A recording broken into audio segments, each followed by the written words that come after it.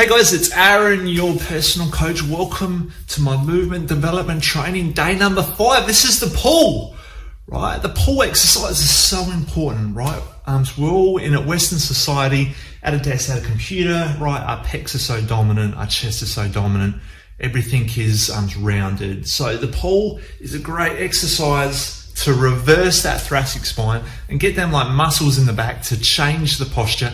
And obviously improve that strength through the back. Most importantly, let's kick it off with just a few faulty recruitment patterns that you see with people. Now, if you're going to do a row, right, so this is from here, pulling up a row is here, here, here, and then we squeeze. That last 20% is when that scapula engages. Now, I see a lot of people in the gym doing bigger, heavy weights, and their scapula is not even engaging, right? Their shoulders and the scapulas are pretty much like hanging. So like what they're doing is almost a bicep curl, right? They're not even getting that back to work here, right? So it's important that we've got that scapula and that pull starting to work together. If you don't know what the scapula is, it's the chicken wings at the back here. So as we pull in, these guys will bang, contract, right? So this is a good rhythm of the scapula, right? The shoulder and the scapulas need to work together.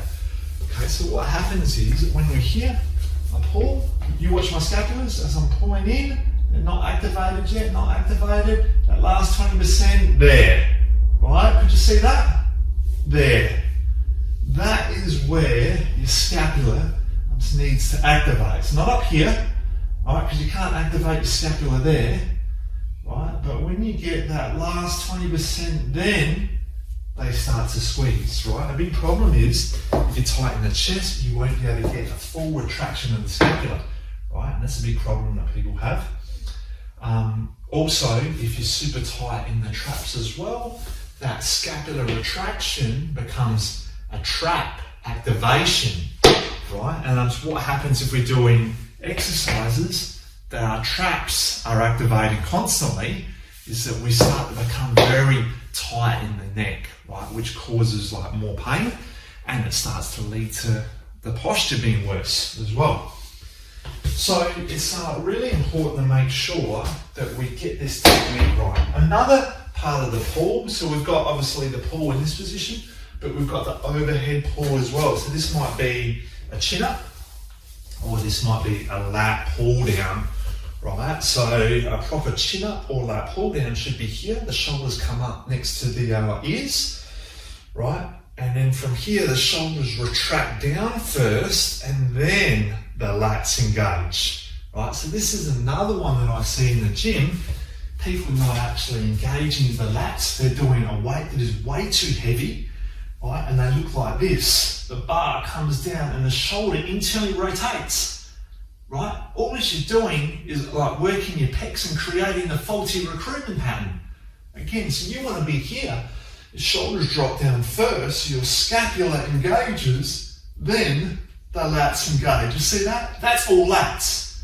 If you're here doing this, right, you're not even getting your lats engaged. Alright, so here to here to here, right? So the biggest problem is that I see with people in the gym, the weight is too heavy. Especially you will see like the bodybuilders, right? They want to lift a heavy weight. They don't care about technique. But obviously what happens then is a huge potential for something to go wrong, okay? Especially a shoulder injury. So for you guys that are just starting on your journey, if you're doing any sort of pull from here, the shoulder's got to come down, right? The shoulder's got to come down first. Shoulders come down, then the lats engage, right? If I do any sort of like cable work, it would be obviously on a cable. From here, it's great for the rhomboids to be like working. It's also, because it's a single arm exercise, it's great for opening up through the thoracic spine. Okay, so let's talk about some activations. I showed you in part 4 the push, the external rotator cuff, a bit of a progression with this, and I like to do this one especially if I'm going into any pull exercises.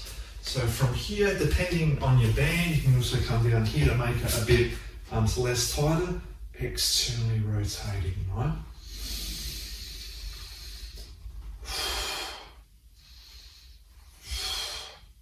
Great exercise for the rotator cuffs, right? So you want to do 15 to 20 of these.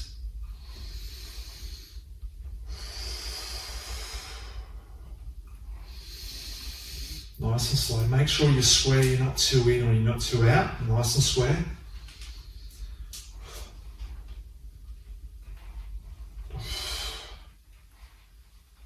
Okay, 15 and 20 of them, right? That's going to activate them like rotator cuffs.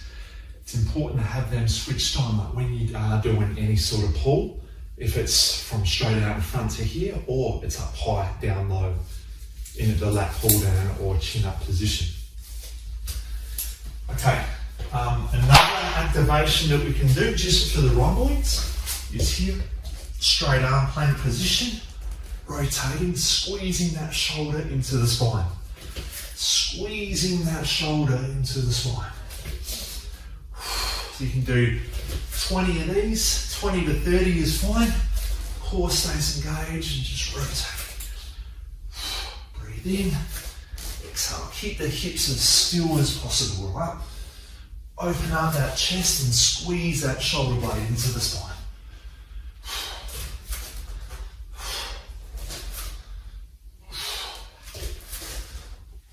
Okay, so you get the idea. 20 to 30 of them is great.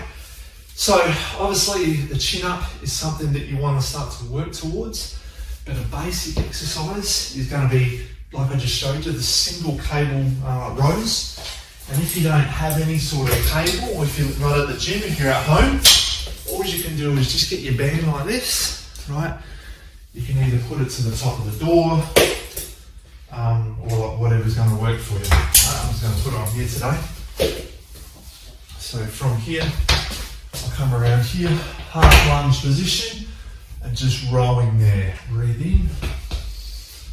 Exhale, breathe in. Exhale, right? You want to keep that tension on the band.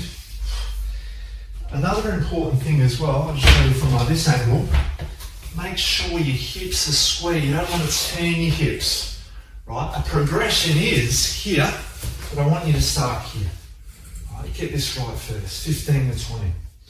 Like I said, half lunge position, so it's not a full lunge, but it's not straight legs, it's a half lunge, relaxed, comfortable. I want you to pull with your core muscles here, shoulder down, and open up that chest. If you're not opening up your chest, you feel tight in your chest, in between these sets, come down and do a chest stretch. Okay, 15 to 20, and then change sides, right?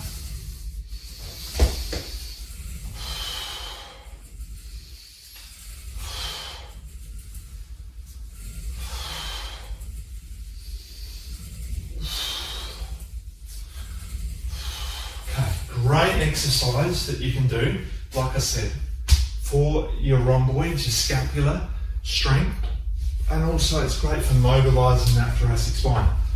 Okay, the next one we got here is going to be for another pull exercise, which is great for the back. Also, I'm just going to show you right up so you guys can see me on the video.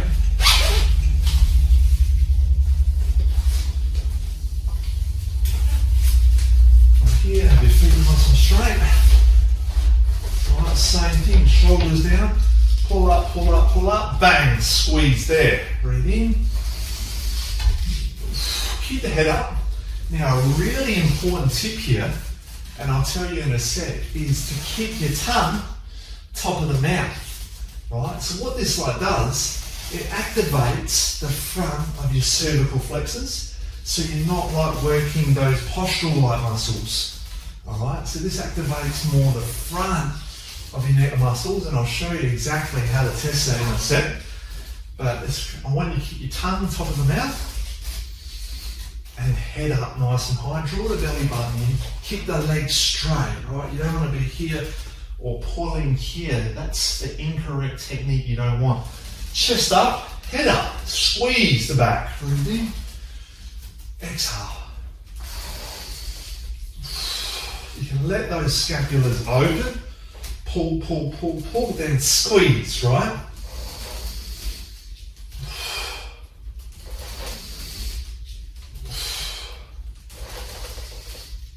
Okay, good one. Now, like I said before, front of the cervical flexors, if you get your thumb, pop it up under here, and then put the tongue top of the mouth. You feel that? Right, that activates it. Right, so these guys here, two muscles that you've got, okay, infrahyoid and suprahyoid. So these are two like muscles that attach to the tongue. Right, so once you push that up, it activates the front of them, which keeps your head in good position, and it takes away these muscles here. Where are they? Sternocleidomastoid, see this one? Right, you don't want to activate these guys, because once these guys activate, that's what pulls your head forward, so we get the forward head position, right? We want to bring that back. Everyday arms life at a computer, so we want these guys to be strong, right? So we have a nice, straight posture, and not that forward head position, right? Any sort of like row exercise, tongue, top of the mouth for me, right? Really, really important. Okay, well that's about it, guys. That's a great basic starting point. So this is my movement development training, day number 5, the pool. Thanks so much for watching, guys. I can help you. Don't forget, check out my website, aaronbuchan.com.